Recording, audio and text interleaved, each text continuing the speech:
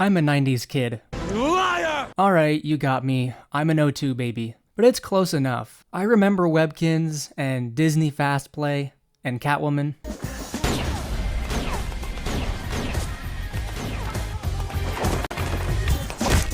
Okay, so maybe this era wasn't perfect, but we had a lot of good snacks. Specifically, I remember grips, which were brought back pretty recently. I would absolutely shove my grandma down the stairs for some chocolate grips right now. But the 90s and 2000s had a lot of choice. There are so many nostalgic snacks, and not all of them were in the mainstream. So, it is bestowed upon me, my God-given duty, to cover every obscure, discontinued millennial snack ever. Wait, where's Candles? Firefest 2? Really? Well, I suppose we do have someone on standby that can take over. Everybody please welcome Goldie by Lumino. Their info can be found in the description. Thanks, disembodied voice. Now let's get right into it. The try not to push your grandma down the stairs for some 90s snacks challenge impossible. 2 to the 1 to the 3. I like good pussy and I like good tree. Whistle Pops were introduced in 1975. What did he say? Yes, this is a video about millennial snacks. You have not been deceived.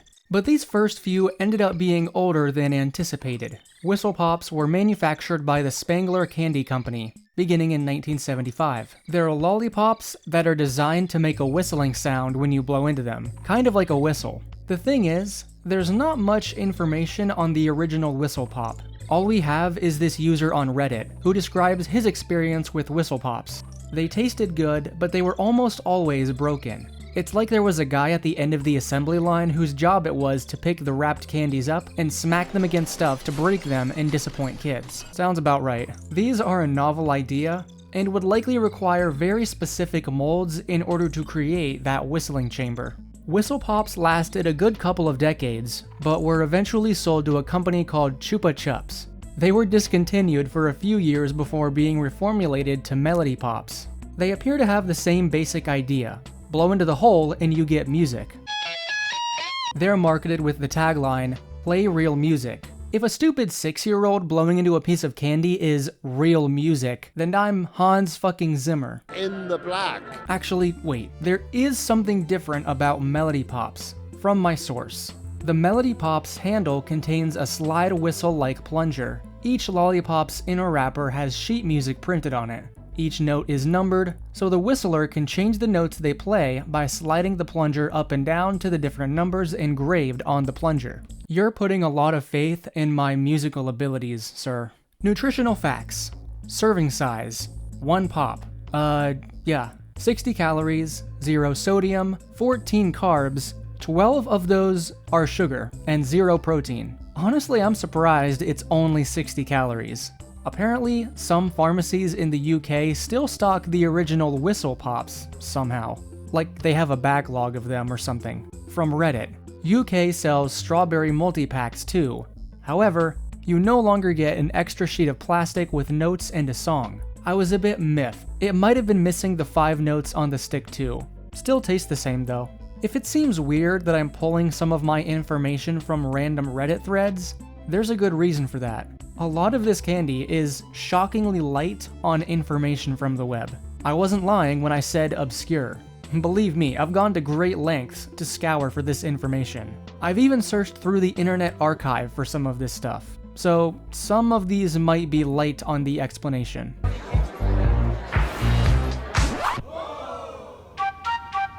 Gregory, do you see that small vent on the floor? Bop it, twist it, squeeze it. Squeeze It was a fruit-flavored juice drink produced by General Mills beginning in 1985 and ending in 2001, with a few short reintroductions here and there. The drink came in a plastic bottle that the drinker would then squeeze to get the liquid out, hence the name. Squeeze the fun out of it, as they say. Now, this is one that I do actually remember loving as a kid. I think we always bought a knockoff brand, as the name Squeeze It isn't familiar to me, but it was the way the drink sat in your hand that was so appealing. Rather than a concealed can with a questionable amount of liquid, Squeeze-Its were more like see-through plastic pouches, where you could really feel just how much drink there was. It was heavy by volume. There were a lot of different flavors of Squeeze-Its. Let's see if I can say all these names with a straight face.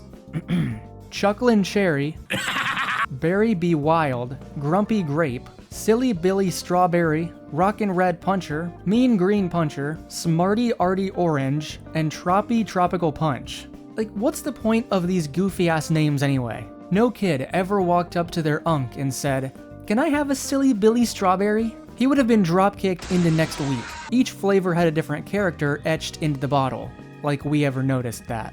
Now, this is something I do not remember, and it's what leads me to believe that my family always bought the knockoff. Apparently, Squeeze-Its also came in these special packs that contained pellets that you would drop into the drink and watch it change colors. If you know anything about discontinued things, the word pellet should trip an alarm. Any product that contains a small BB gun pellet of some kind will soon be discontinued due to a possible choking hazard. My source doesn't specify that's what happened, but we can almost assume that that's what happened. For a short time, there was also a mystery flavor. Can you guess which color the mystery drinks would come in? Did you guess anything normal? Because you're wrong. They only came in black. The mystery flavor was always changing. We know at least one of these was kiwi strawberry, which, to be fair, is pretty damn normal. You also had Lifesaver Squeeze-Its at some point, including flavors like wild watermelon, blue raspberry, and tropical fruit. Finally, some normal names. I feel like Greg Heffley ordering his drummies. Now, there was a UK version of Squeeze-Its called Twist and Squeeze, sold in pretty much the same flavors and bottles. This version of the Squeeze drink is still available, but ironically, they're only available under the name Squeeze-It. So we've pretty much come full circle. They're manufactured by a company called DOPPELKUPPLUNG.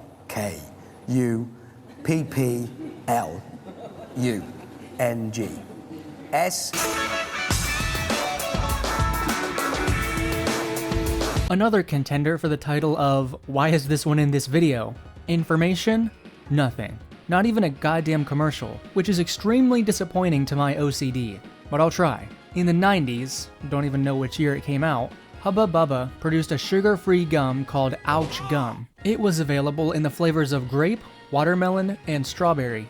Kudos for having some restraint there. The gimmick here was that each stick of gum was wrapped with paper to make it look like a bandage. These were packaged in little boxes that looked like boxes of Band-Aids. I can only guess that some stupid CEO looked at their numbers and said, "My kid's always reaching for the medicine cabinet to swallow something he shouldn't. Let's give him what he wants."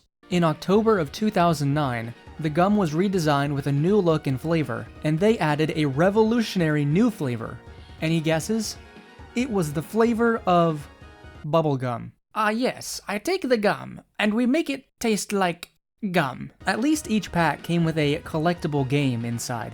So these were discontinued in an unspecified year, but we do know that they've been brought back in some capacity, and one user on Reddit was able to acquire one. I saw these at Barnes & Noble just yesterday, and I had to buy it. It was so nostalgic until I actually tried a piece, lol. Safe to say the flavors were disappointing and do not taste like the old ones, which I should have expected because they aren't Hubba Bubba. It was just extremely artificial. Like the strawberry one tasted like Nesquik strawberry milk, which I'm pretty sure is not what the original tasted like. But the tin is still really cool and nostalgic, so I guess there's that. I wonder if anyone ever reached into a pack of Ouch Gum, thinking it was actually Band-Aids, and tried to put one on like a Band-Aid. That would be pretty gross.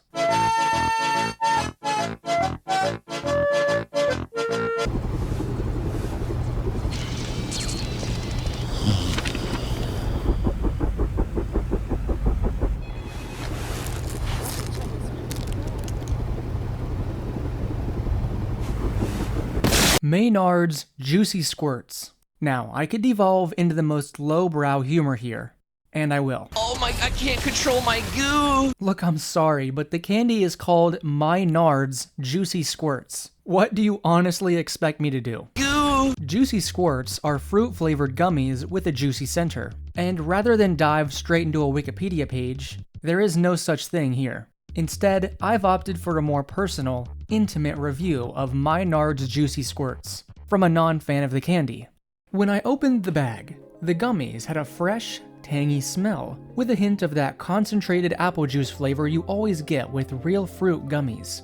What, did you think you were actually getting cherry juice in your cherry-flavored gummy? They weren't really very pretty. The shapes of them were pretty much lost under the coating of sour sugar. The label doesn't identify the flavors, but does proclaim that the squirts are, quote, made with real fruit juice. Rather than the juicy center being nestled in the middle of the gummy where you'd assume it would be, the pocket of liquid is right at the top of each candy, contained only by a thin layer of gummy. When the liquid layer is squished by your fingers or in your mouth, the effect is similar to squeezing a big old blister until the liquid inside comes bursting out. Trying to keep all blister-related thoughts out of my mind, I settled down to do some tasting. Their texture was pretty firm, with a little of that doughy texture you get from licorice, except for, yes, that squishy pocket of juice. There wasn't really very much liquid in there, and you have to bite down on them at a certain angle to make them actually squirt. But the juice mingled with the gummy as I chewed, resulting in a sort of interesting, wetter than usual texture. I think we've heard enough from Anton Ego here. They go on to describe the different flavors. You know, red tastes like sour cherry and cough syrup. Red number 2 is raspberry and lemon.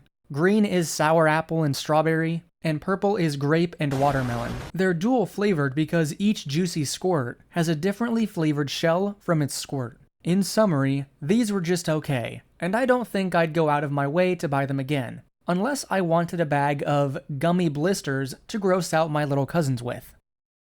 Come. From the screen to the ring to the pen to the king, where's my crown? Lifesavers Holes was probably a pleasant surprise when it came onto the scene in 1990. Selling the little donut hole-shaped Lifesavers that were extruded from the main product is just a smart business move. The flavors were fruity to say the least. Island fruits, sunshine fruits, and an outrageously fruity mix.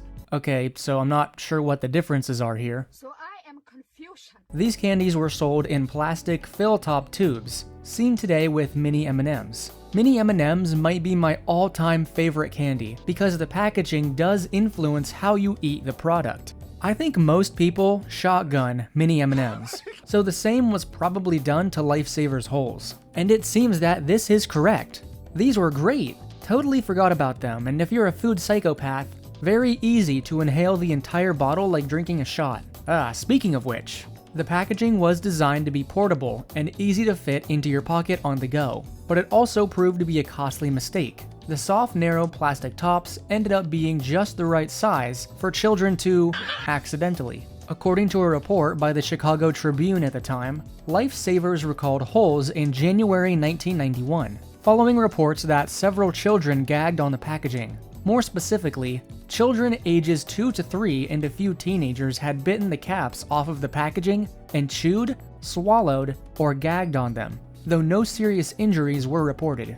Children ages 2 to 3 makes sense, and then you jump forward 10 years or so to a few teenagers, who were probably acting like 2 to 3-year-olds. While the line had sold over 40 million products, the recall affected all Lifesavers Holes products, pulling them off the shelves and from all distribution channels at the time. The candies were recalled with the intention of relaunching with new, safer packaging within 90 days. The candies did come back 4 months later, but had lost their momentum. So, they were soon after discontinued completely. It sounds like these were some truly dangerous candies. Another Reddit user recalls, "Remember when a classmate of mine cut the tube and used a balloon to make the improvised BB gun, and then broke one of the school windows?" Another author describes them as edible ammunition for the BB guns that were our mouths. Trust me, no kid who ate Lifesavers Holes could resist spitting them out like rapid-fire bullets for long. So we're literally just producing potential weapons here. Contrasted with its nefarious uses in the classroom, the marketing was sweet and innocent. These commercials were created by Pixar, which explains how they were able to create such emotive 3D models, playing at the beach, building sandcastles, and running from the tide. Try new Lifesavers Holes. Watch out for holes. They're gonna be everywhere. Watch out for holes. Tell that to this guy. It's all coming. I'm in the drive-thru of Burger King. Can I please get a Waffle Junior where I hear rings? Okay, this one has a really interesting reason for discontinuation. These are Grizzly Chomps.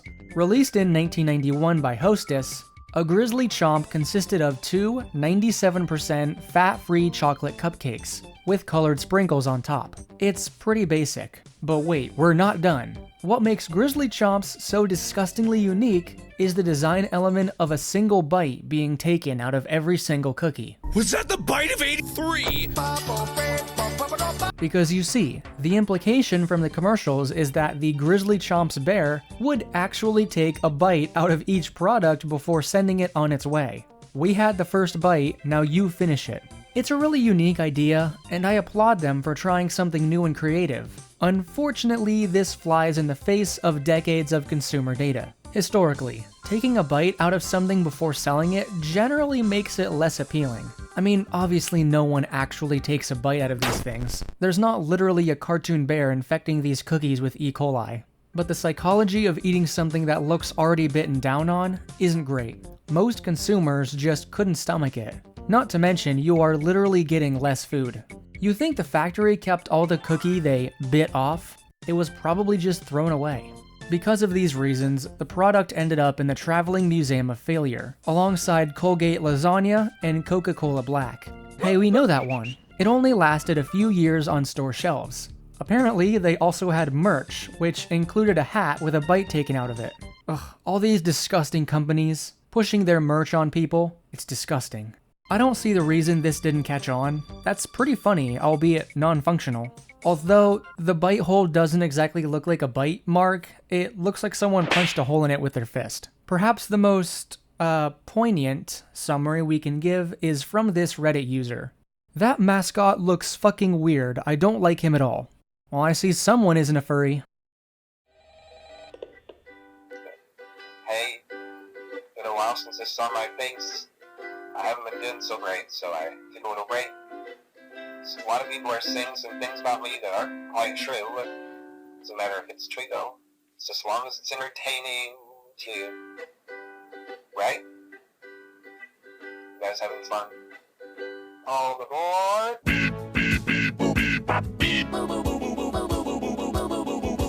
In the 90s, the neon color trend was in full swing. Fashion, architecture, and entertainment were all some variation of puke green and slime purple. For better or worse, this color palette also made its way into our food with Pop Quiz.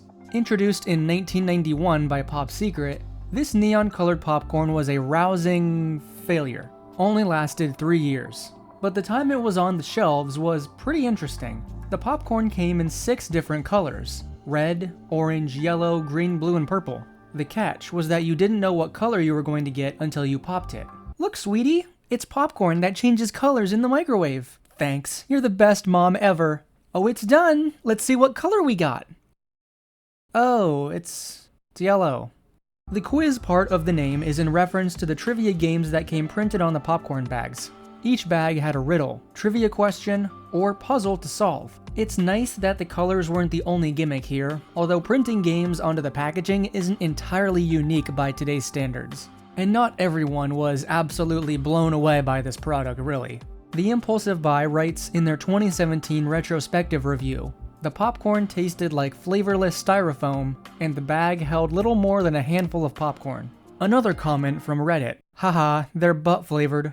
Bro, what are you talking about, man? The duality of man in these quotes. Couple more things about Pop Quiz.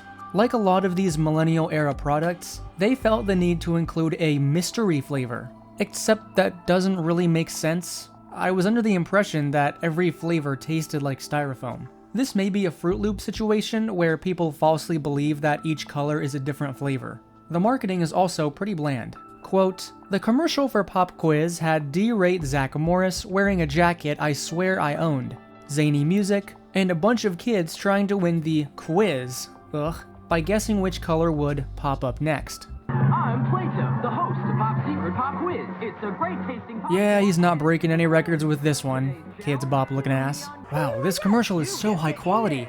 It's like I can see every pixel. My name is Dan, and my name's Rose. Our son Wesley kinda glows. The year 1991 was a banner one for the launch of Betty Crocker snacks. While Gushers is still going strong today and even playing into the nostalgia of the times, equally memorable were the Sodalicious Soda Pop fruit snacks. These snacks were shaped like soda bottles, and to mimic the taste of the bubbly liquids, had a special coating that released a tangy tingle. Whoever wrote that was way too excited about Sodalicious. This kind of candy is nothing new. We have soda bottle shaped candy in every Dollar General in 2025. But like many snacks from this era, they just had better flavors instead of mass-consumed corn syrup. They were incredible. It was like drinking a soda without the liquid. They were perfection in a candy. Nothing like this will ever exist again. One of the best candies of all time. I'm actually a small fan of the wax bottles we have today, but I do admit it sure would be nice if we were able to eat the entire thing, and that's what makes Sodalicious stand out. You could pop them in your mouth and just eat the whole thing, and the coating of these gummies is what makes the taste so extraordinary. As someone who never had them, I'm imagining a dusting of, like, Pop Rocks on the surface of these things. Probably not entirely accurate, but it does give you a good idea of the outer layer of these things. There were only 2 varieties of Sodalicious. There was a fruity set that included lemon lime, red fruit punch, and grape. Then there was the more traditional soda-based set with cherry cola, orange cola, and yes, root beer. The absolute restraint I'm holding right now. I do not want to go for the most obvious meme. Again, not much else is known about these things. The problem with doing a 90s-centric video is that a lot of these products just don't have a lot of information on them, especially since most of them lasted for a very short time. Something like soda is a bit more universal, and people have gone to great lengths to recover lost information on things like Pepsi Kona and Coca-Cola Black. Really, the only thing we know about the discontinuation of Sodalicious is that the fruit variety disappeared first, with the soda mix following 3 years after. One reason might offer us an incredibly simple explanation. There's just better versions of this candy from competing manufacturers. Haribo has Happy Cola, Jelly Belly has Soda Pop Shop, Hi-Chew has their own soda-flavored candy, and there's also those Jolly Rancher-esque barrels that offer the taste of root beer. And that one's pretty accurate. Turns out, soda-flavored candy is already a hot commodity, and only the strong survive. Certified lover boy, certified pedophile. Wop, wop, wop, wop, wop, girl, fuck him up. I'm sorry, but this one is revolting. Bam! Oh, wow. I've got a lot of questions. Yeah, me too. Sure, go ahead. Now, Charlie, did you take all of my money and invest it in a box full of Teenage Mutant Ninja Turtle pies? Yes! I have a friend who's a huge TMNT fan, and I really don't know what he thinks of these, or if he was even alive when these came out. Probably not. But these do look absolutely disgusting. This, ladies and gentlemen, is not a fruit pie. This is a pudding pie. Released in 1991, Hostess, known for its zingers and its ding-dongs, decided to get wacky with it. They created the Teenage Mutant Ninja Turtle pudding pies. This was the first licensing deal in the history of the company, and wow, what a start. You know, I'd much rather see a collab with, I don't know, Transformers. Boobies. The actual pies consisted of a green-coated shell, and was stuffed with vanilla pudding. Or, I'm sorry, vanilla pudding power. The packaging featured 4 unique designs, one for each turt. The thing about these pies is that they were only meant to exist for an incredibly limited run, just 20 weeks. So they weren't really discontinued, more so forgotten. But not really, because despite only being available for the length of a Phineas and Ferb summer, everybody wants these back. I'm 41 and I remember these well. Can literally taste them just by seeing the picture. Ate a bunch of these. Wish they'd bring these back. TMNT was my life at the time. Wow, sounds like your life sucks. Not so fast, as it seems the company responsible for the pudding had a bit of a mental breakdown. Please note that we are a nut butter company and not a pudding manufacturer. While we offer a vanilla pudding power cashew butter, it's essential to understand that the texture is not that of conventional pudding. Instead, it resembles whipped frosting, characterized by a creamy, fluffy, and incredibly smooth consistency. The flavor profile of our vanilla pudding power cashew butter is as close to vanilla pudding as we could possibly get, boasting a milky sweet taste of vanilla. That cream, pure vanilla. Some packages came with a TMNT-themed sticker inside the wrapper, which is something, I suppose. Others came with a trading card promoting the release of Teenage Mutant Ninja Turtles 2 in 1991. People who purchased the pies could also send in pudding points, in exchange for merchandise. According to my source, you could get t-shirts, decoder cards featuring Morse code messages, battle signal clickers, and a turtle shell-shaped belt buckle. Despite the hordes of fans clamoring for vanilla pudding power, it seems that there are no current plans to revive the product. What, you don't want bright green dyes? Are you even American? Someone else is making devil's food cookies besides Snackwell's. Now those ladies will leave me alone. Think they'll be anything like our Snackwells? I hope so. What are you trying to pull? These are nothing like my Snackwell's devil food cookies. Where's my cookie man? There he is! One thing you never would have guessed from the previous contents of this video is the health craze of the 90s and 2000s. Crystal Pepsi, the Atkins diet, consumer interests shifted into the sleek and slim. To follow this trend, 1992 saw the release of the Snackwell's Devil Food Cookies.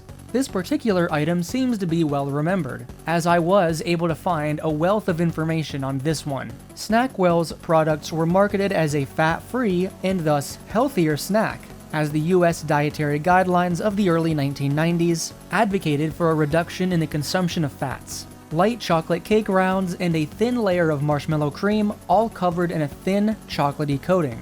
Doesn't sound very healthy, but the box did claim that these cookies had not 1 single gram of fat anywhere inside of them.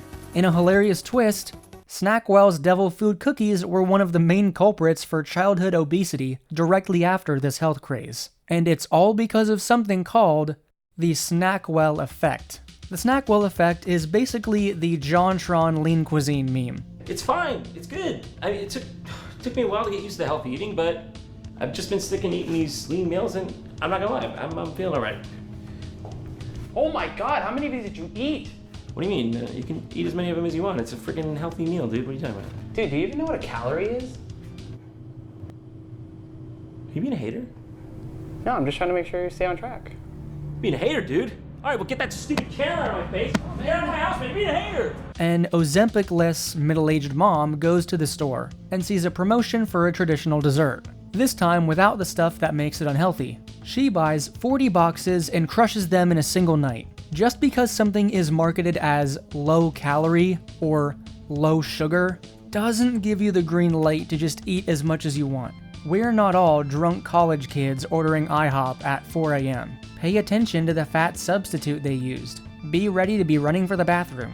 Yeah, apparently the cookies didn't even taste good. The Devil's Food cookie had a consistency of rubber, with an outer shell of approximated chocolate and a dry cake inside.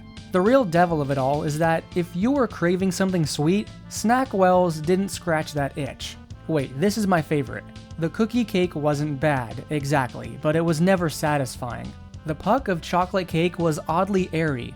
The marshmallow was a purely aesthetic line of white, and the chocolate was waxy and sugary, with a firm crunch. It was like eating a chocolate cupcake whose soul had been sucked out. Even with the apparently horrible taste, the Devil Food cookies sold extremely well for the years in which they were on the shelves. Between 1993 and 1996, Snackwell sold around $161 million worth of the product. This is a rare case where, despite the actual taste of the food product, the marketing was so strong that it didn't matter. But as people began to notice the ill effects of eating so many so-called healthy cookies, they quickly waned in popularity. The cookies were produced all the way until 2017, when Nabisco sold the brand to Back to Nature Foods. 2 years later, in 2019, they were re-released. With a company name like Back to Nature Foods, you think they'd double down on the whole fat-free thing, but instead they removed the health aspect entirely. And after years of constant corporate decline, Snackwell's ended all business operations in 2022. This is all pretty well summarized by a modern article written about the Devil Food cookies.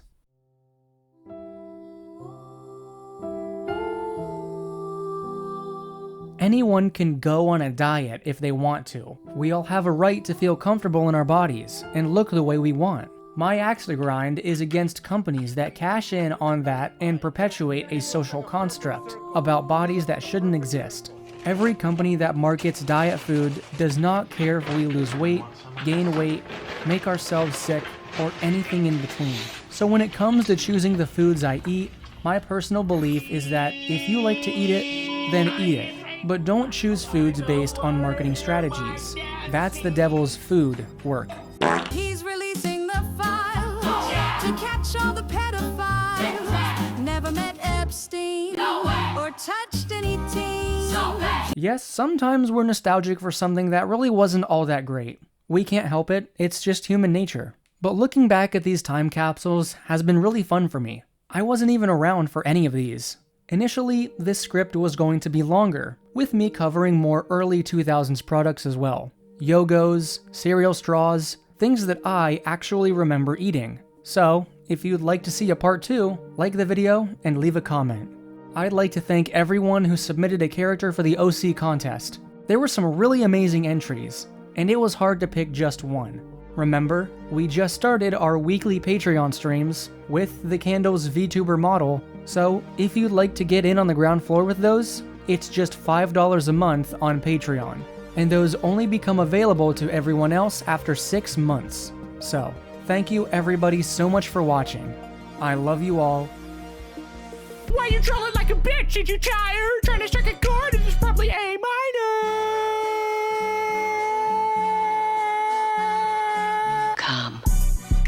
They not like us. They not like us. They not. Come.